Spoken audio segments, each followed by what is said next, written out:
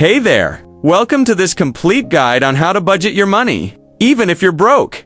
This video is designed especially for people in the United States who feel like their paycheck just disappears and want to finally take control of their finances in 20 to 5. So whether you're a student, a single parent, or just someone trying to stay afloat, you're in the right place. Let's get started. Part 1. Understand your real income before you can start budgeting. You have to know exactly how much money you actually have. That means your net income, or what's left after taxes and deductions, not your gross salary if you have a fixed job. Look at your paycheck stubs. If you're a freelancer or doing gig work, track your average monthly income after fees and taxes. Pro tip, use apps like Mint Chime or a simple spreadsheet to stay organized. This gives you a clear picture of what you can realistically spend each month. Part 2. List. Your expenses. Now list every single expense. Be brutally honest. Include everything. Rent, groceries, car insurance, subscriptions. Even that $5 coffee you buy twice a week. Break your expenses into 2 categories. Fixed expenses like rent, insurance, phone bill. Variable expenses like dining out, gas, clothes, entertainment. Tracking this for just 1 month will surprise you. We'll see exactly where your money is leaking. Part 3. The 50-30-20 Budget Rule. A great starting point for beginners is the 50-30-20 rule. Spend 50% of your income on needs. Rent, utilities, groceries, transportation. Spend 30% on wants, dining out, entertainment. Hobbies. Use 20% for savings or paying off debt. If you earn $2,500 per month, $1,250 should go to needs. $750 to wants, $500 to savings or debt. Not perfect.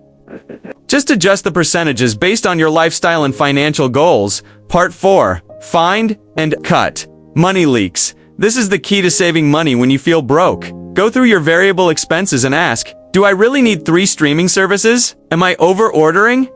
Take out every week? Do I pay for apps or subscriptions I don't use? Even small expenses add up. Cutting $5 a day equals $150 a month. That's $1,800 a year. That's money you can save or invest. Part 5. Build your emergency fund. If you don't have an emergency fund, you're living one accident away from debt. Start small. Aim to save just $10 per week. Once you have $1,000, keep going until you reach 3 to 6 months worth of living expenses. Pro tip. Keep this money in a separate high-yield savings account so you're not tempted to spend it. This fund will give you peace of mind and protect you from unexpected life events. Part 6. Automate everything. Automating your money removes stress and makes budgeting easy. Set up autopay for your bills so you avoid late fees. Auto transfer. It's 2 savings right when your paycheck hits. Auto tracking apps like you. Need a budget? YNAB or every dollar ones you automate? You don't need to rely on willpower every day. Part 7. Review weekly.